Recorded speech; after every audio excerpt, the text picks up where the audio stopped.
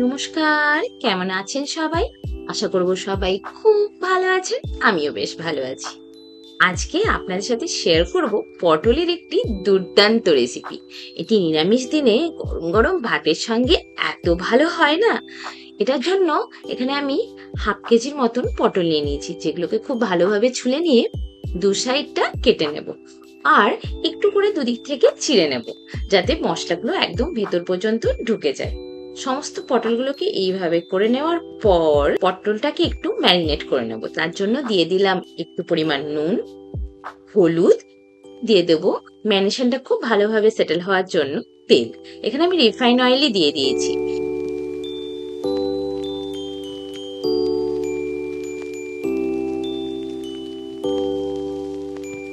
মাখিয়ে রেখে দিয়েছি। এরপর কিছু ইনগ্রেডিয়েন্ট আবার রেডি করতে হবে। এখানে আমি নিয়ে নিলাম সর্ষেটা আমি অলরেডি বাটা হয়ে গেছে। এরপর এর মধ্যে দিয়ে দিলাম চামচের মতন পোস্ত। আর এখানে একটা আদাকে একটু পরিমাণে একটু বেশি আদা লাগবে, ছোট ছোট করে কুচি করে এর মধ্যে দিয়ে দিলাম একটা কাঁচা লঙ্কা। ঝালটা নিজেদের ইচ্ছে মতন দেবেন। তার সঙ্গে একটু জল আর নুন দিয়ে একদম একটা ফাইন পেস্ট বানিয়ে নেব।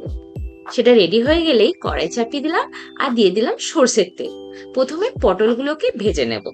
পটলগুলোকে খুব বেশি ভাজবো না, একদম হালকা একটু ভাজা ভাজা হয়ে আসতে শুরু হলেই ওগুলোকে নামিয়ে নেব।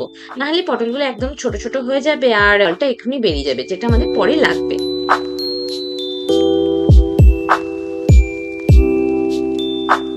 সেজন্য পটলটা একদম হালকা ভেজে নেওয়ার পরই এই তেলের মধ্যে দিয়ে দেব কালো জিরে, আর তেলের মধ্যে দিয়ে দেবো একটু পরিমাণ হলুদ, তাহলে জানি তো রংটা খুব সুন্দর আসবে। এরপর বেটে রাখা সর্ষে পোস্তর পেস্টটা দিয়ে দিলাম। একটু ওটাকে নাড়াচাড়া করে দিয়ে দিলাম মিক্সিটা ধুয়ে একটু পরিমাণ জল। টেস্টটাকে একদম ব্যালেন্স করার জন্য দিয়ে দিচ্ছি 1 চামচের মতন চিনি। এরপর ভালোভাবে সর্ষে পোস্তর পেস্টটাকে ফুটিয়ে নেব। এরপর একটু জলটা মরে এলেই দিয়ে দেব ভেজে রাখা পটলগুলো। ভালোভাবে নাড়াচাড়া করে এরপর এটাকে ঢাকা দিয়ে কিছুক্ষণ রান্না করে নেব, এতে পটলের জলটা বেরিয়ে যাবে।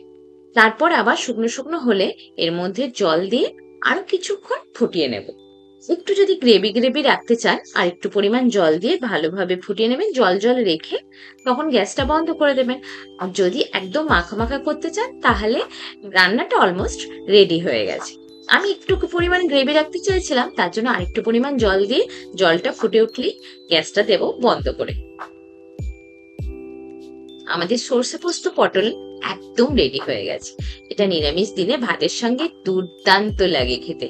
আপনারা অবশ্যই বানাবেন আর আমার ভিডিওগুলি কেমন লাগছে অবশ্যই কমেন্টে জানাবেন। ভিডিওগুলি ভালো লাগলে লাইক করুন, বন্ধুদের সাথে শেয়ার করুন আর আমার চ্যানেলটি সাবস্ক্রাইব করে দেবেন। খুব তাড়াতাড়ি দেখা হবে নতুন একটি ভিডিওতে। ততদিনের জন্য বাই।